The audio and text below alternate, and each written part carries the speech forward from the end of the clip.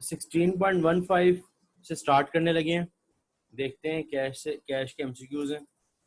क्या कह रहा है statement one, when economic conditions are unfavourable business are likely to try to preserve cash balances. वो कह रहा है जब इकोनॉमिक कंडीशंस खराब होती हैं उस वक्त बिजनेस चाहता है कि जो कैश है ना उसको प्रिजर्व करके रखा जाए, ठीक है, मतलब कैश सेव रखा जाए।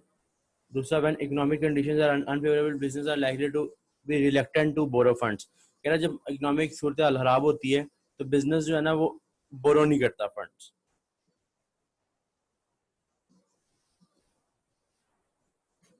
देखो पहली चीज ये है कि वो कह रहा है कि जब इकोनॉमिक कंडीशन, एक बिजनेस के इकोनॉमिक हालात, फाइनेंशियल हालात खराब हो रहे हैं फॉर एग्जांपल, तो उस सूरत में वो यही चाहेगा ना कि हमारे पास जो कैश बैलेंस है वो प्रिजर्व रहे, हमारा कैश बैलेंस बचा रहे। प्रिजर्व का मतलब होता है बचा रहना। ऑब्वियसली कोई बिजनेस अपने बुरे हालात में ये तो नहीं कहेगा कि कैश लगाई जो फजूल में लगाई जो काम, वो काम भी करी जो जिसका खर्चा बचाया जा सकता है लेकिन नहीं है करी जाओ, ऐसा थोड़ी होगा। अगर आप करना चाह रहे हो मतलब, और अगर नहीं करना चाह रहे ना करके अगर आपके पैसे बच रहे हैं तो ऑब्वियसली आप पैसे बचाओगे ना। अब इसमें थोड़ी करोगे कोई नहीं है लग रहे हैं तो अनफेवरेबल में तो मतलब प्रिजर्व करते हैं। पहली स्टेटमेंट ठीक है। When economic conditions are unfavourable, दूसरी में कह रहा है कि जब खराब होती है condition, business are likely to be reluctant. Reluctant मतलब के रेजिस्ट करना, ठीक है, कि रिलक्टेंट मतलब कि रेजिस्ट करना, किसी चीज से रुकना, टू बोरो फंड्स। तो एक बिजनेस के हालात बुरे हैं तो क्या वो ऑब्वियसली जब उसके पहले ही हालात इकोनॉमिक कंडीशंस पहले ही बुरी हैं तो और अगर पैसे ले लेगा तो कल को उससे कहाँ से उतारेगा। हाँ, अगर आपके मतलब आपको जरूरत है अलहदा समझ आती है, लेकिन इकोनॉमिक कंडीशंस आपकी अनफेवरेबल है, इस तरह की आपके पास पैसा पैसा जनरेट नहीं हो रहा, आप लोगे ले तो लोगे लेकिन कल को उसे फिर वापस करने में इशू होगा क्योंकि आपने तो कैश मतलब कि आपकी इकोनॉमिक कंडीशन इतनी अनफेवरेबल है। तो इसका मतलब क्या हुआ कि दोनों स्टेटमेंट बिल्कुल ठीक है, बोथ स्टेटमेंट आर करेक्ट। इससे अगले पे चलते हैं 16.16। 16.16 में क्या कह रहा है वो कि cash forecast are likely to show which of the following. कह रहा है कि जो कैश का फोरकास्ट है, हमने फोरकास्ट पढ़ा था ना कैश का, फोरकास्टिंग हमने कहाँ पढ़ी थी, फोरकास्टेड सेल्स, वो जब हमने पढ़ा था क्या कहते हैं टाइम सीरीज एनालिसिस में हमने पढ़ा था फोरकास्टिंग की जाती है सेल्स प्लस वो जब हमने देखा था ट्रेंड प्लस सीजनल वेरिएशन। अब देखते हैं हाउ पहली चीज क्या देखी जाती है, मतलब आर लाइकली टू जो fish of the following cash forecast क्या क्या चीज बताती है, how much cash is required. देखो कैश फोरकास्ट जो है वो पहली बात आज कितना कैश चाहिए उसी की बेस पे फोरकास्ट निकलेगा ना।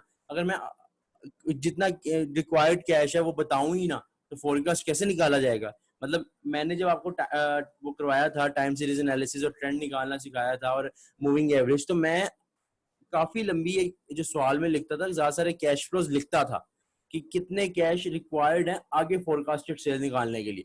अगर हमारे पास कैश कितना रिक्वायर्ड है ये पता ही नहीं है या कोई क्या या क्या कहते हैं फोरकास्टिंग निकालोगे किस तरह, अगर कैश का पता ही नहीं होगा तो पहली चीज how much cash is required ये जरूरी होता है फोरकास्ट कैश फोरकास्ट निकालने के लिए।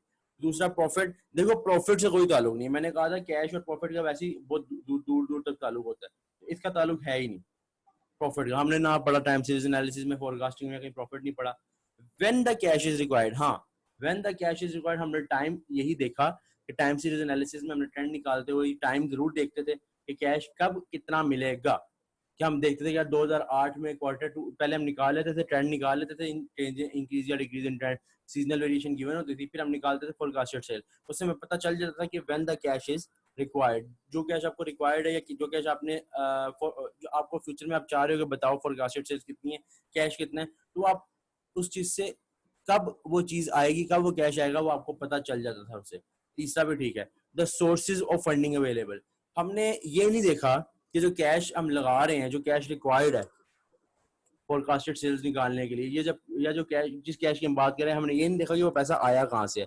हमने कहीं पढ़ा कि ये पैसा हमने बैंक से लिया या ये पैसा हमने क्या कहते हैं कंपनी के अंदर से निकाला। तो ये जो when the sources of funding available और प्रॉफिट का तो ताल्लुक नहीं है।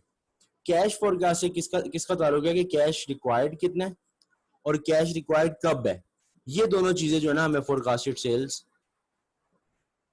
जब हम निकाल रहे होते हैं उस वक्त दोनों चीजें पता चल रही होती हैं या काम आ रही होती हैं। इसका आंसर होगा चार्ली। थर्ड वन समझ नहीं आया। देखो थर्ड वन, थर्ड पॉइंट है when the cash is required.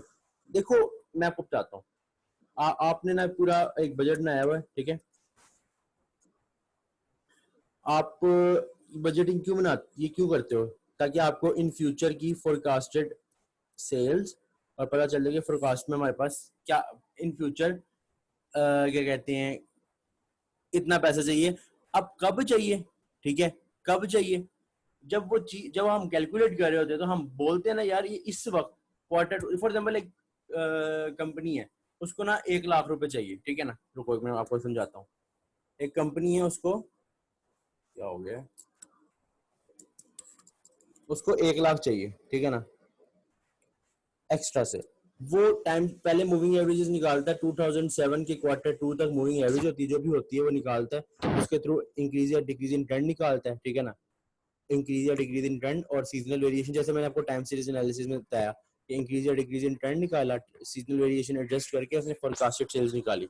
जिस पॉइंट पे जाके 1 लाख उसके पास आ जाएगा ना, जिस पॉइंट पे जाके forecasted for example increase in trend निकाला कि हर साल 5,000 से सेल बढ़ रही है या 6,000 से सेल बढ़ रही है और सीजनल वेरिएशन एडजस्ट किया, जिस साल जाके पिछले तमाम, जैसे फॉर एग्जांपल 2007 के क्वार्टर 2 में है 80,000 के कैश या 80,000 सेल्स, 80,000 में पहले 5,000 डालेगा, फिर 5,000 डालेगा, फिर 5,000 डालेगा, फिर 5,000, क्या होगा, ये लाखों पहुंच जाएगा, 1 लाख तक पहुंच जाएगा। तो वो बता देगा ना, मतलब 1 लाख कब रिक्वायर्ड है, फोरकास्टेड सेल से हमें पता चल जाएगा ना ये कब आएगा। फॉर एग्जाम्पल मैंने वो कहा कि 2007 के क्वार्टर 2 में है 80,000, उसके अंदर 5,000 डाला, तो 2007 के क्वार्टर 3 में 5,000 मिला मजीद, क्योंकि इंक्रीज या डिक्रीज इन ट्रेंड आया, फिर मिला 5,000, फिर 2008 के क्वार्टर 1 में फिर 5,000, 2008 के क्वार्टर 2 में फिर 5,000।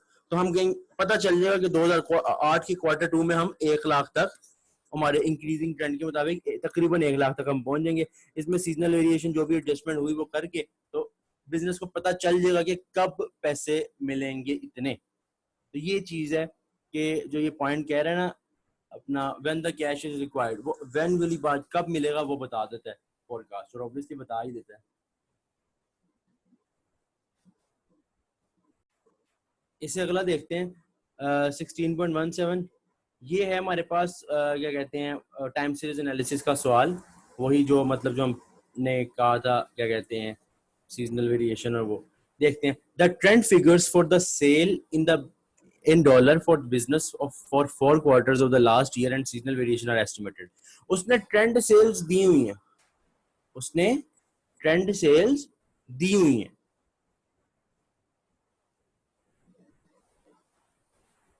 ठीक है। मतलब कि मैं आपको अगर थोड़ा बहुत बताऊं, ये उसने ये वो वाली सेल्स नहीं है जो सवाल में हमने की हुई है, उसने ट्रेंड निकाल के ट्रेंडेड सेल दी हुई है, मतलब इंक्रीज। हम देखते हैं क्या हिसाब किताब है, अब देखते हैं। अज्यूमिंग द ट्रेंड कंटिन्यूज वगैरह, ट्रेंड इसी तरह चल रहा है, बताओ forecasted sale of quarter 1 of next year. ये क्वार्टर 4 है इस साल का वगैरह, अगले साल का, इसके बाद जो क्वार्टर 1 आना है अगले साल का, उसकी सेल्स बताओ। अब हमें पता है फोरकास्टेड सेल्स का फॉर्मूला होता है ट्रेंड, जो ट्रेंड वाली सेल्स होती हैं।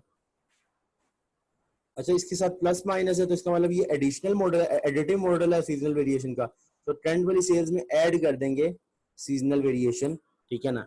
अब ट्रेंडेड सेल्स कितनी है ये देखना पड़ेगा। अगर हम देखें, मैं फिर से वही कह रहा हूँ, ये वो वाली सेल्स नहीं है जिसपे आप फॉर्मूला लगाओगे कि क्या कहते हैं last moving average, moving averages नहीं है, ये सेल्स है, निकल आई हुई है सेल्स। देखो, अब देखो क्वार्टर 1 से क्वार्टर 2, क्वार्टर 2 से क्वार्टर 3, फिर क्वार्टर 3 से क्वार्टर 4, हम देखेंगे कि सब में आया हुआ फर्क थोड़ा बहुत, सब में निकालते हैं डिफरेंस एक एक करके कि हर हर क्वार्टर के बाद कितना इंक्रीज आ रहा है ट्रेंड में। अगर हम 160,000 और 164,500 में डिफरेंस है 4,500 का, मतलब कि पहले आया 4,500, 164,500 और 169 में भी फर्क है 4,500 का, और 173,500 में भी फर्क है 45। इसका मतलब कि हमारे पास इंक्रीज इन ट्रेंड जो हमने फॉर्मूला लगा के आया होगा वो कितना है 4,500। ऑलमोस्ट हर क्वार्टर में, ऑलमोस्ट हर क्वार्टर में हमारे पास कितने से सेल्स मतलब कि बढ़ रही हैं, एक मिनट यार, ऑलमोस्ट हर क्वार्टर में हमारे पास कितने से सेल्स बढ़ रही है 4,500 से। मतलब कि इससे क्वार्टर 4 से अगला क्वार्टर है अगले साल का क्वार्टर 1, इसका मतलब कि अगले साल भी क्या इंक्रीज आएगा इस वाले अमाउंट में, ऑलमोस्ट 4500 का। तो देखते हैं क्या आंसर आता है। 173,500 प्लस 4500, ये आ जाएगा 178,000। ठीक है, 178,000 मेरे पास आ गई टेंडेड सेल्स। 178 ही आ रहा है ना, 174, हाँ 178,000। अब आपको पता है कि क्वार्टर वन है और सीजनल वेरिएशन भी ऐड करते हैं फोरकास्टेड सेल के लिए। तो देखेंगे क्वार्टर वन की सीजनल वेरिएशन क्या है, 12,820। ट्रेंड कैसे निकाला कि हमने देखा कि हर महीने फर्क, हर क्वार्टर में फर्क कितना है, उस अगले क्वार्टर पे पहुंचने के लिए इसमें ऐड कर दिया ट्रेंड और हमारे पास आ गई ट्रेंड सेल्स। अब सीजनल वेरिएशन तो हर साल की सेम होती है, मतलब क्वार्टर्स की सेम होती है, ठीक है ना। अभी ये पिछले साल की भी यही होगी, इस साल की भी यही है, गिवन जो है वो क्वार्टर्स के हिसाब से होती है। क्वार्टर वन की जो है, क्वार्टर वन का पिछले तो क्वार्टर वन की यूज करेंगे 12,820। चल भाई 178,000 प्लस 12,820, 190,820। इसका आंसर होगा अल्फा।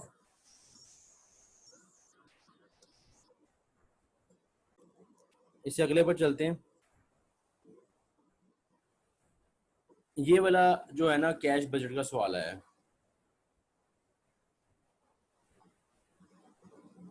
इसमें सीन क्या है, सीन कुछ यूं है, वो कह रहा है budgeted revenues for the business are shown below, month बताए हुए जनवरी फरवरी मार्च, और payment is expected to receive as follows. 55% जो है ना उसी मंथ में मिल जाता है जिस मंथ में सेल होती है, 28% in the following of that month, उसका जो भी सेल हुई है उसका 28% अगले में मिलता है, और 17% will not be received at all, 17% को वैसे इग्नोर मारेंगे। पूछ कह रहा है कि फरवरी में कितना मिलेगा। देखो पहले पॉइंट से पता चलता है कि जिस मंथ की सेल है उस मंथ में उसका 55% मिलेगा, यानी फरवरी में पहली जो पेमेंट मिलेगी वो फरवरी की सेल्स का कितने परसेंट, 55%। 55% ऑफ फरवरी की कितनी सेल्स हैं, 70,000। ठीक है, फरवरी की सेल्स का 55%, यानी कि ये आ जाएगा हमारे पास, देखते हैं मैं से तकरीबन आ जाएगा 38,500। एक मिनट को देख ही लेते हैं, तो क्या गलत भी तो हो जाते होते हैं का 0.55, 38,500।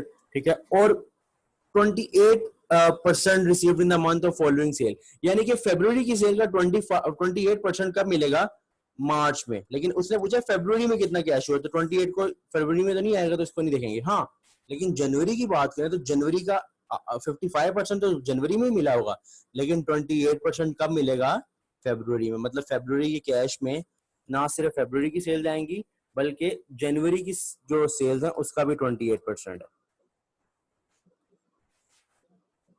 28% ऑफ 70,000 तकरीबन, सॉरी 60,000। जनवरी की सेल है 60,000।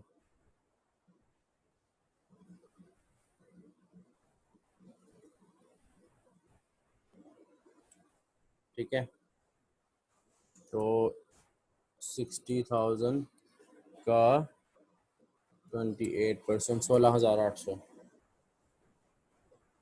तो 16,800 प्लस 16,800 आ जाएगा 55,300। ये टोटल कैश मिलना है हमें, आंसर हो गया अल्फा। टोटल कैश हमें कहाँ से मिलना है, फरवरी में मिलना है। 55% उसकी अपनी सेल का हिस्सा एंड 28 जनवरी का हिस्सा।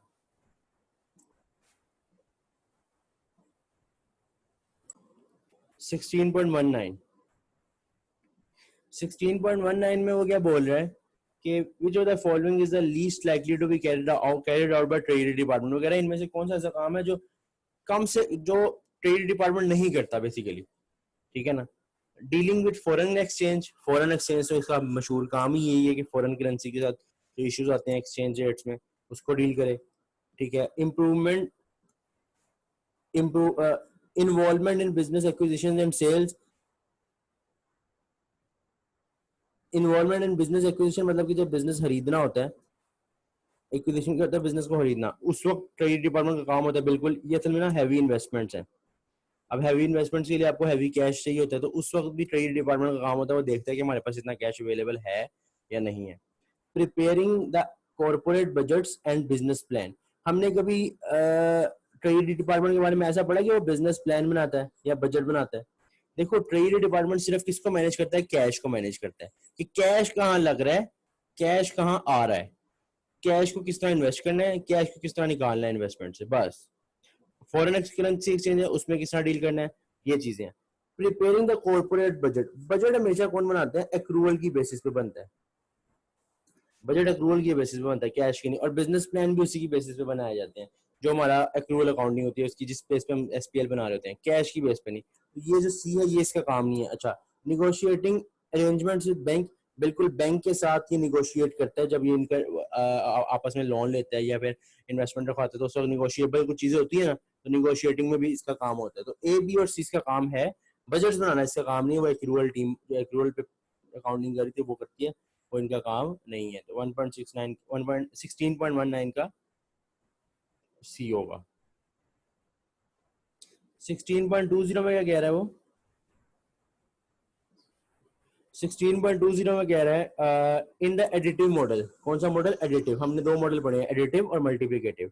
एडिटिव में हमने क्या कहा था कि सीजनल वेरिएशन को ऐड या माइनस कर, मतलब करेंगे ऐड ही, लेकिन उसके साथ साइन ऐड या माइनस का होगा। लेकिन मल्टीप्लिकेटिव मॉडल में नो साइन और बस उसको मल्टीप्लाई कर देंगे। तो देखते हैं एडिटिव मॉडल के हिसाब से। In additive model where A is actual figure, T is trend figure, S seasonal variation. Actual figure मतलब कि सेल्स फिगर, जो फोरकास्टेड सेल्स होती हैं। आगे ट्रेंड टी है और seasonal. How is the seasonal variation calculated? यार सीजनल वेरिएशन को कैसे कैलकुलेट करेंगे? हमें पता है कि यार जो फोरकास्टेड सेल्स होती हैं, बेसिकली जो एक्चुअल फिगर्स हैं, ए एक्चुअल फिगर मतलब कि जो आएंगी, सेल्स आएगी वो, ठीक है ना। ए इज इक्वल टू, हमने क्या पढ़ा मल्टीप्लिकेट एडिटिव मॉडल के थ्रू, कि ट्रेंड प्लस सीजनल वेरिएशन, मतलब forecasted sales is equal to trend plus seasonal variation. अभी वो पूछे सीजनल वेरिएशन बताओ, क्या पूछ रहे हैं? सीजनल वेरिएशन बताओ। तो सीजनल वेरिएशन कैसे बताएंगे? Seasonal variation is equal to A, उसी साइड पे टी यहाँ पे ऐड हो रहा है, वहां जाके माइनस हो जाएगा, ए माइनस टी। तो सीजनल वेरिएशन कैसे आएगा? Forecasted sales minus trend. दोबारा बता दूं, हमने नॉर्मली क्या पढ़ा है? Forecasted sales equal to trend plus seasonal variation, जो कि एक्चुअल फिगर जो यहाँ पे है वो सेल्स की है। और फिर सीजनल वेरिएशन कैसे आएगी? सीजनल वेरिएशन एक साइड पे और ट्रेंड दूसरी साइड पे चले जाएगा सेल्स के साथ, तो ये आ जाएगा आपके पास ट्रेंड प्लस सीजनल वेरिएशन, और seasonal variation equal to actual sales minus trend. तो इसका आंसर होगा अल्फा। हाँ, अगर वो कहते हैं ना यहाँ पे मल्टीप्लिकेटिव मॉडल, तो मल्टीप्लिकेटिव मॉडल भी सीख लो, वो भी आ सकता है एमसीक्यू। उसमें क्या सीन होगा? देखो, उसमें ये होगा कि देखो एक्चुअल फिगर जो भी सेल्स होगी is equal to trend into seasonal variation. तो उसमें सीजनल वेरिएशन कैसे आएगा? A over T. अगर वो कहते हैं मल्टीप्लिकेटिव मॉडल है तो चार्ली आंसर होता, एडिटिव मॉडल में अल्फा आंसर है। और ये सिंपल सा फॉर्मूला था जो हम ऑब्वियसली यूज करते आ रहे हैं अभी तक। 16.21 which of the following procedure help to ensure that cash and checks are not misappropriated? कह रहा है इसमें से कौन कौन सी ऐसी स्टेटमेंट्स हैं कि जो बताती हैं कैश और जो चेक्स हैं उसमें कोई इशू नहीं है, कोई गलती नहीं है, कोई आपस में कोई चेंजिंग्स नहीं है, मतलब प्रॉपर ठीक है। कौन कौन से प्रोसीजर ऐसे हैं जो हेल्प करते हैं इस चीज के लिए? Sending regular statements to customer showing transactions and cash received during the period. देखो, पहली लाइन में कह रहा है कि रेगुलरली हम स्टेटमेंट्स भेजें कस्टमर को, जिसमें उनको बताएं कि आपके साथ हमारी जो डीलिंग हो रही है उसके मुताबिक कैश हमें इतना रिसीव हो गया हुआ है इस पीरियड में। बिल्कुल, अगर हम अपने कस्टमर्स जो हमारे रेगुलर कस्टमर्स होंगे, क्योंकि हम बड़े बिजनेस की बात करें तो हमारे कस्टमर्स रेगुलर होंगे, हमारे अपने रेगुलर कस्टमर को हम बार बार स्टेटमेंट्स भेजेंगे और उस पर लिखा होगा कि उनकी तरफ से इतना कैश आया है। ये बार बार भेजने से हमारा जो कैश है और चेक्स हैं इसमें जो गलतियां होंगी वो खत्म हो सकती हैं, बिल्कुल हो सकती हैं। इस तरह देखो, कस्टमर को हम बार बार भेजते हैं, फॉर एग्जाम्पल एक दो हमने कस्टमर को भेजा और कहा कि आपने 10,000 भेजे इस महीने, वो कहे 12,000 भेजे थे मैंने, तो आपको कैसे 10,000 लग रहे हैं? तो उसने जब अपनी ट्रांजेक्शन दिखाई, पता चला 2,000 की ट्रांजेक्शन हुई थी, पता चला हमारे किसी स्टाफ ने चोरी की है 2,000, या जो भी सीन था। तो इससे क्या होता है कि आपस में गलतियां जो मिस अप्रोप्रिएशन है खत्म हो जाती हैं, अगर हम बार बार अपने रेगुलर स्टेटमेंट्स भेजें अपने कस्टमर को। कोई फिर स्टाफ को भी होगा कि कस्टमर के थ्रू हमने ये प्रूव होगा कि उन्होंने कितना पैसा भेजा और हमारे पास कितना है। अगर तो इक्वल है तो ठीक है, जितना पैसा है वो हमारे पास पड़ा हुआ है बैंक में है तो ठीक है, लेकिन अगर नहीं पड़ा हुआ तो ये चीज मसला हो सकती है। तो ये अगर बार बार करेंगे, स्टेटमेंट को भेजेंगे, तो इससे फायदा होगा कि फिर स्टाफ को पता होगा कि कंपनी ने चेक करना है कस्टमर को सेंड करके स्टेटमेंट्स, तो इसलिए हम चोरी ना ही करें वरना पकड़े जाएंगे। तो ये फायदा है पहला, ये तो ठीक हो गया। दूसरा, checking to ensure that the bank statement is in arrangement with the paying in record. देखो बैंक स्टेटमेंट जो है ना, बैंक स्टेटमेंट का क्या ताल्लुक है यहाँ पर,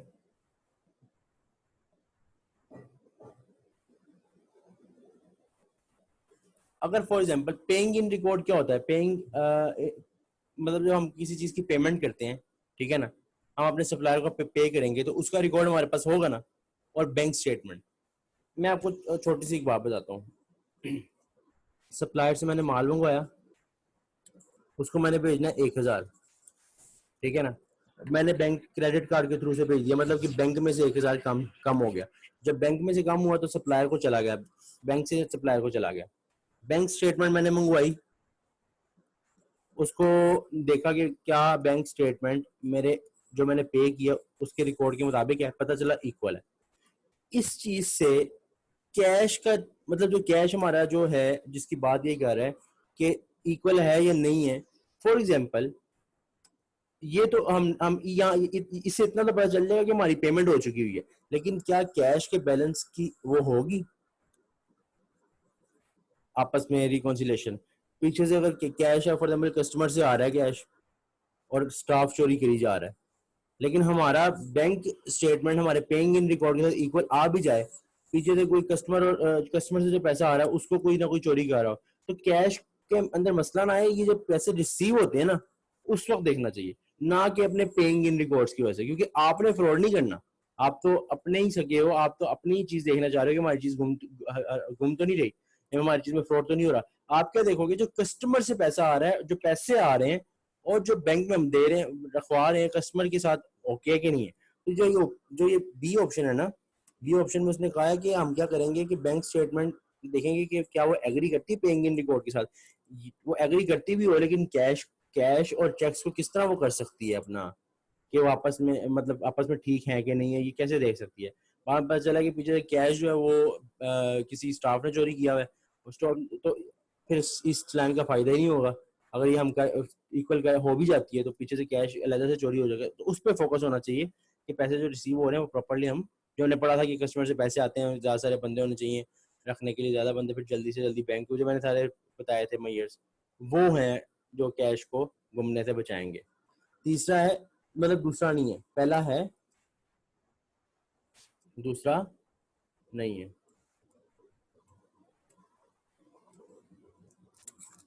अच्छा, तीसरे में देखते हैं, ensuring that two persons are always present when the mail is open. बिल्कुल, मैंने आपको कहा था कि सेग्रीगेशन ऑफ ड्यूटी होनी चाहिए।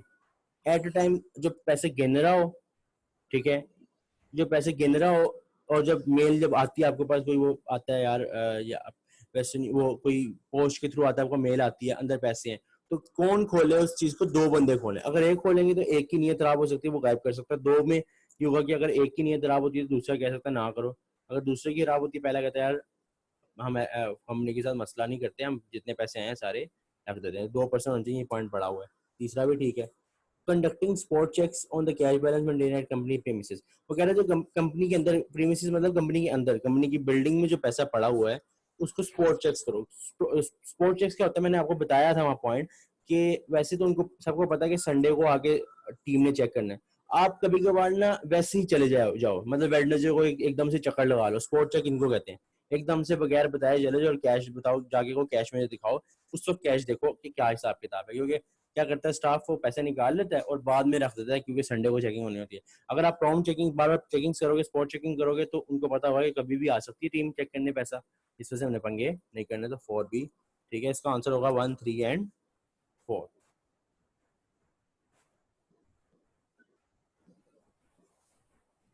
इसके बाद जनाब है 16.22, which of the following should cheque signatories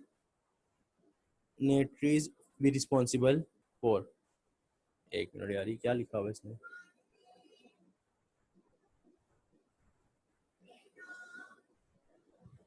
देखो वो कह रहा है जो चेक पे आपके सिग्नेचर्स करते हैं, जो चेक पे आपके सिग्नेचर्स करते हैं, वो किस चीज के लिए रिस्पॉन्सिबल है?